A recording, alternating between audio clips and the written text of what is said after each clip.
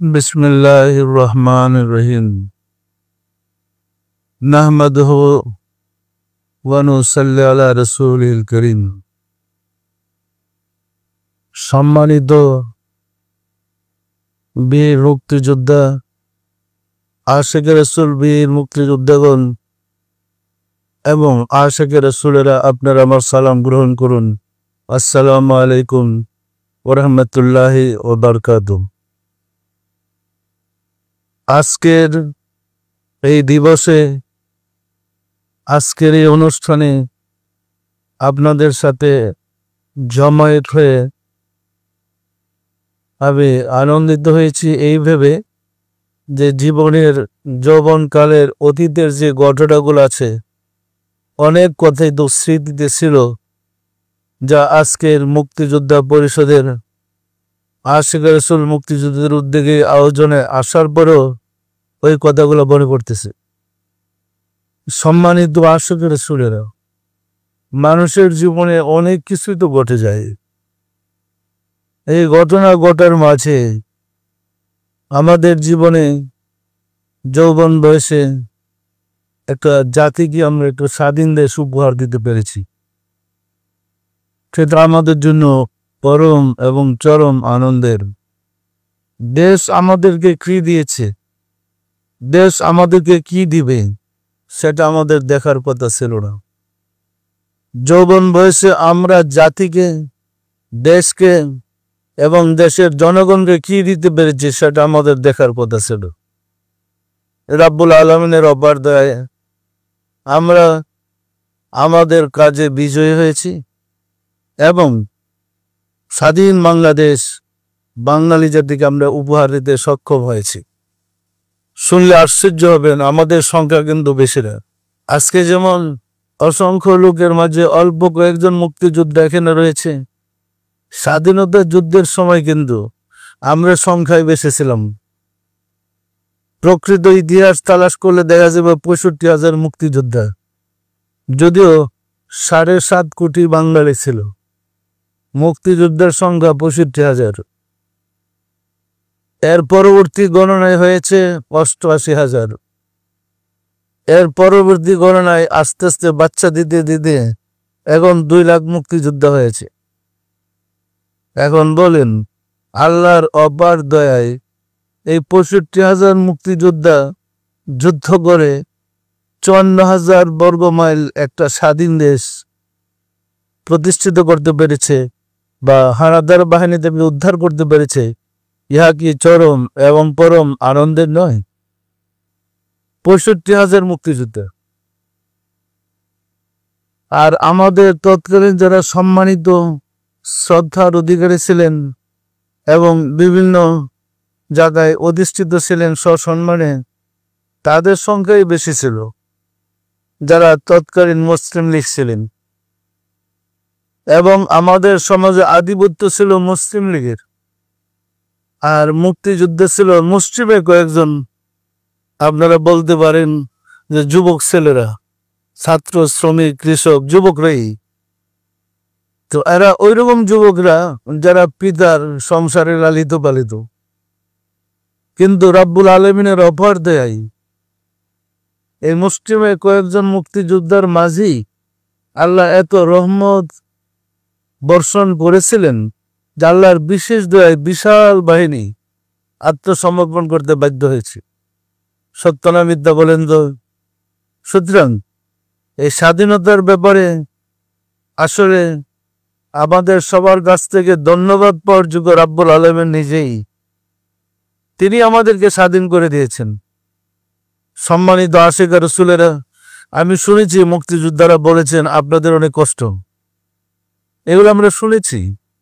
আমরা আমাদের কষ্টের দিকে তাকালে চলবে না। স্বাধীনতা যুদ্ধ যখন আমরা করছি, কষ্ট স্বীকার করেই তো করেছি। যারা শহীদ হয়ে গেছে তারা তো স্বাধীন দেশও দেখে যেতে পারেনি। যাদের অঙ্গ প্রত্যঙ্গ হারিয়ে ফেলেছে তারা তো সোজা চলতেও পারতেছে না। অনেক মুক্তিযোদ্ধা আছে যারা রিক্সা চালাই দিচ্ছে, আমার সাথে দেখা করে আসলে কাঁদে, কষ্ট লাগে। কিন্তু আমাদের দুঃখ কষ্ট করলে হবে না। আমরা যে টিকে আছি, স্বাধীন দেশ আছে, মাতৃভাষায় কথা বলতে পারছি, বিশ্বের মধ্যে একটা মাতৃভাষায় মানে সারা বিশ্বে পালিত হচ্ছে মাতৃভাষা দিবস। আমাদের এই বাংলা ভাষাটা কি আমাদের জন্য চরম গৌরবের নয়? এরা সম্মান এবং গৌরবের আপনারাই যারা এই মাতৃভাষাকে ধরে রাখতে পারেছেন, দেশকে স্বাধীন করতে পেরেছেন। সুতরাং আমাদেরকে কে কি দিল সেটা দেখার বিষয় নেই, আমাদের জন্য রাব্বুল আলামিনই যথেষ্ট। আর আজকে হয়তো আমরা এসেছি, এমন একটা সময় আসবে এই স্বাধীনতা দিবস আসতেই থাকবে সারা জীবন, কিন্তু একটা সময় আসবে যারা দেশকে স্বাধীন করেছে তাদের কেউই থাকবে না, সবাই দুনিয়া ছেড়ে চলে যাবে। তারপরেও কি আমাদের তৃপ্তি, আমাদের শান্তি আমরা পাবো না? কবরে গিয়ে পাবো না? এটা আমাদের জন্য গৌরব নয়? জাতি আমাদেরকে কি দিবে? যারা জাতির মধ্যে ছিল এবং যারা করোনা ছিল জাতির, তারাই তো আমাদেরকে পেছে ফেলে মুক্তিযুদ্ধের মধ্যে গ্রুপ বানিয়ে দেওয়া, এক গ্রুপ দিয়ে আরেক গ্রুপকে মারামারি করে শেষ করে দিছে।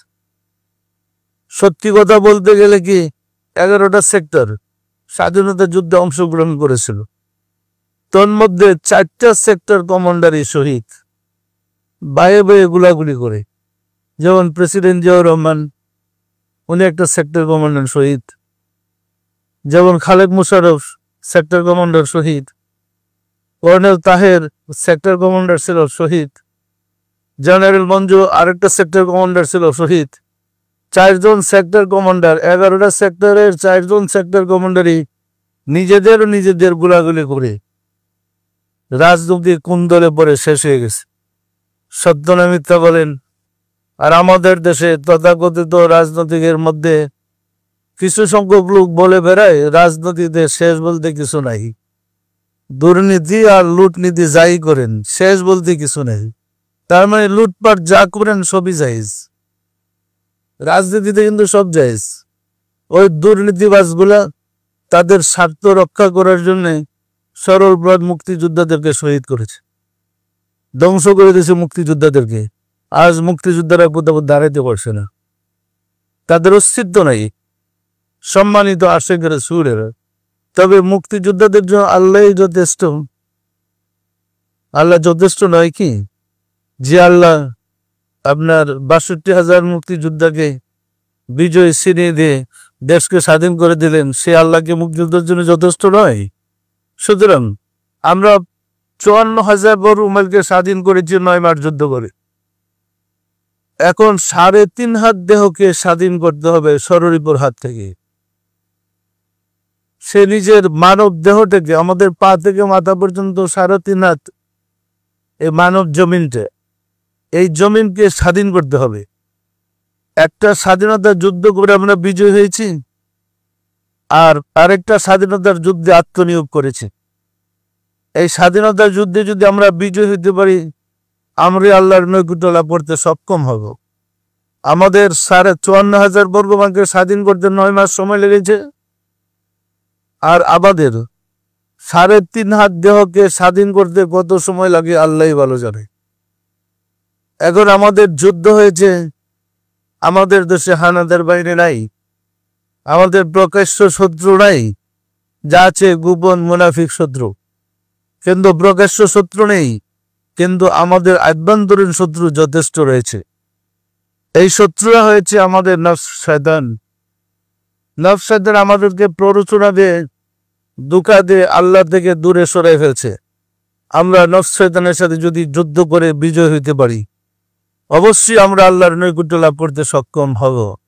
আমরা কি নফস শয়তানের সাথে যুদ্ধ করতে পারবো? হানাদার বাহিনীর সাথে তো যুদ্ধ করেছি, জয় হয়েছি, এবং নফস শয়তানের সাথে যুদ্ধ করে আমাদের বিজয় হইতে হবে। শুধু আমরা নিজেরা বিজয় হইলে চলবে না।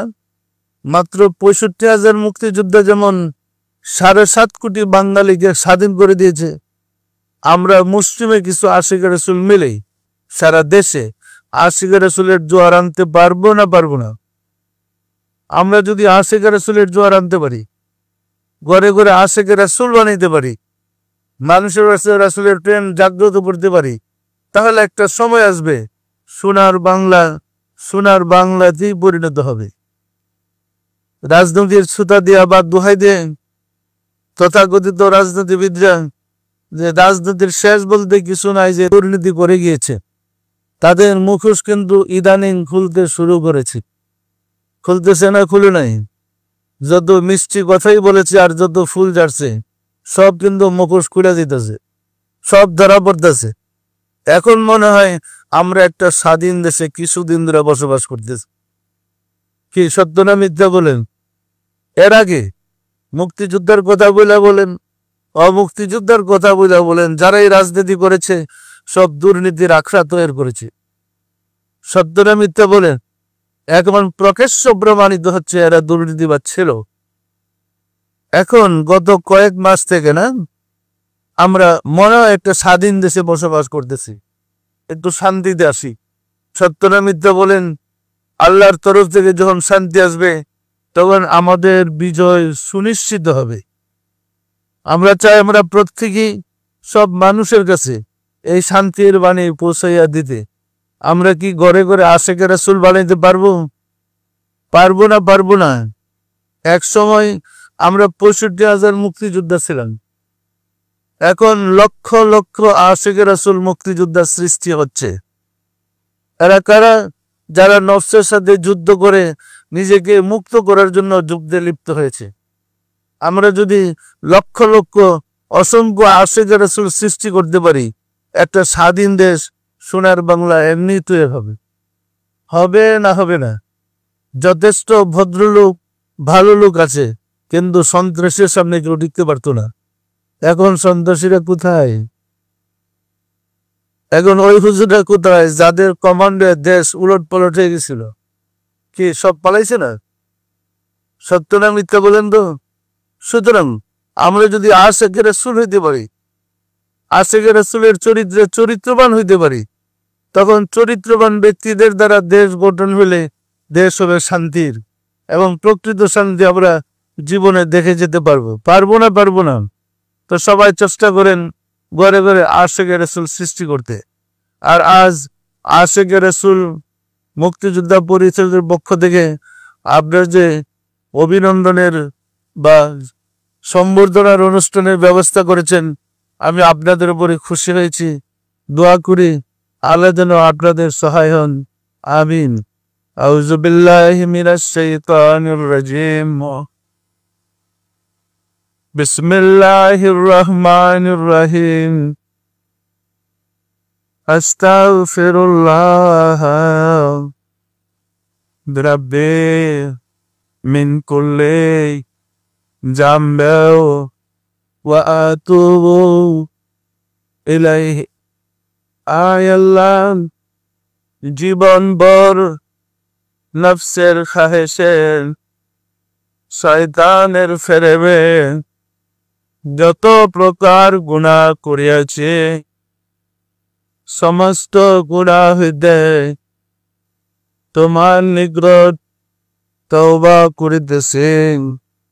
আয় আল্লাহ, দয়া করিয়া আমার তওবা কবুল করো, আমার গুনাহ মাফ করো। লা ইলাহা ইল্লাল্লাহ মুহাম্মাদুর রাসূলুল্লাহ। সবাই দিলের হাত উঠে বলেন আল্লাহ আমিন। আল্লাহ আমিন। অগদাল মাওলা দাল খুদা অদম কাঙ্গাল ভিক্ষুকেরা, আজ ঐতিহাসিক স্বাধীনতা দিবসে আশেকের রাসূল মুক্তিযোদ্ধা পরিষদের উদ্যোগে এই সম্বোধনা সভায় অংশগ্রহণ করে তোমার কুরআন এবং আউলিয়া গ্রামদের আলোচনা করেছে এবং মিলাদ শরীফ পড়েছে, তাওয়াল্লা শরীফ পাঠ করেছে। এর মধ্যে যত ভুল বেয়াদবি করেছে তোমার শাহী দরবারে জোরহাত করে মাফ চাই। দয়া করে আমাদেরকে মাফ করে দাও, আমাদের ভুল বেয়াদবিকে মাফ করে দাও, আমাদের ইবাদত সমূহ কবুল করে নাও, এর ফজিলত পৌঁছে দাও তাজদারে মদিনা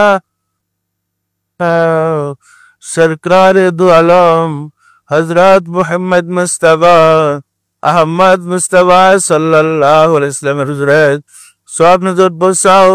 রাসূল পাক সাল্লাল্লাহু আলাইহি ওয়াসাল্লামের সম্মানিত পিতামাতা, দাদা দাদি, নানা নানি, আল আওলাদ আল আসহাব আজওয়াজ মুতাহিরিন আল বাইতিন খুলাফায়ে রাশিদিন দের আরওয়াহ পাকের হুজুরে সব নজর বসাও। খাতুনে জান্নাত মা ফাতেমা রাদিয়াল্লাহু তাআলা আনহা, সাইয়েদনা হযরত ইমাম হাসান, সাইয়েদনা হযরত ইমাম হুসাইন রাদিয়াল্লাহু তাআলা আনহুমা, যারা দিন ইসলামের জন্য কারবালার প্রান্তরে শাহাদাত বরণ করে গেল রে মওলা, দয়া করে তাদের আরওয়াহ পাকের হুজুরে সওয়াব নজর পৌঁছাও। বাবা আদম আলাইহিস সালাতু ওয়াস সালাম হইতে রাসূল সাল্লাল্লাহু আলাইহি ওয়াসাল্লাম পর্যন্ত যত আম্বে গ্রাম দারুল বাগায় তশরিফ নিয়েছেন, তাদের আরওয়াহ পাকের হুজুরে সব নজর পৌঁছার মওলা। আমার মুর্শিদ পিরানে পীর দস্তগীর সুলতানুল মাশায়েখ সুলতান ইয়া মুজাদ্দাদ আব্দুল ইমাম শাহ চন্দ্রপুরী রহমাতুল্লাহ আলাইহি, তার সহধর্মিণী হযরত বড় মা রহমাতুল্লাহ আলাইহি সব নজর বসর মাওলা। হযরত খাজা বাহাউদ্দিন নকশবন্দ রহমাতুল্লাহ, মুজাদ্দিদ আল ফিসানি রহমাতুল্লাহ, খাজা মাইনুদ্দিন চিশতি রহমাতুল্লাহ, বড় পীর আব্দুল কাদের জিলানী রহমাতুল্লাহ, তাদের তরিকার সিলসিলায় যত পীর ওলি গাছ কুতুব তাম পৃথিবীর মোমেন মোমেনাত যে যেখানে ইন্তেকাল করিয়াছেন মাওলা, দয়া করে তাদের আরওয়াহ পাকের হুজুরে সব নজর বসাও। আমরা ভিক্ষুকরা যারা তোমার শাহী দরবারে হাত উঠাইলাম, আমাদের আপন আপন গর্ভধারিণী মা জননী, জন্মদাতা পিতা, মহাবদর স্ত্রী, শ্রদ্ধা শ্বশুর শাশুড়ি, দাদা দাদি, নানা নানি, খালু খালা, ছেলে মেয়ে, খেসাকরাবা যে যেখানে ইন্তেকাল করিয়াছেন মাওলার, দয়া করে তাদের আরওয়াহ পাকের হুজুরে সওয়াব নজর পৌঁছাও। আর যারা জগতের বুকে বেঁচে আছে তাদের প্রতি রহমত নাযিল করো মাওলা গো। বাংলাদেশ স্বাধীন করতে গিয়ে যে মুক্তিযোদ্ধারা শাহাদাত বরণ করেছে তাদেরকে পরম শান্তির ব্যবস্থা করে দাও। আর যে মুক্তিযোদ্ধারা আহত হয়ে কষ্ট ভোগ করতেছে তাদের কষ্ট থেকে মুক্তির ব্যবস্থা করে দাও মাওলা গো। মুক্তিযোদ্ধাদের অভাব অনটন দূর করে দাও, তাদেরকে দয়া করে সর্বপ্রকার সাহায্য করো, এবং এই মুক্তিযোদ্ধারা যেন নিজের নফসের সাথে যুদ্ধ করে প্রকৃত মুক্তিযোদ্ধা হইতে পারে, আশিকে রাসূল হইতে পারে। দয়া করে কবুল করে নাও, আমাদের আজকের অনুষ্ঠানকে কবুল করে নাও, আজকের মাহফিলকে কবুল করে নাও। আমিন। বাহার গেলা ইলাহা ইল্লাল্লাহু মুহাম্মদ রাসূলুল্লাহ।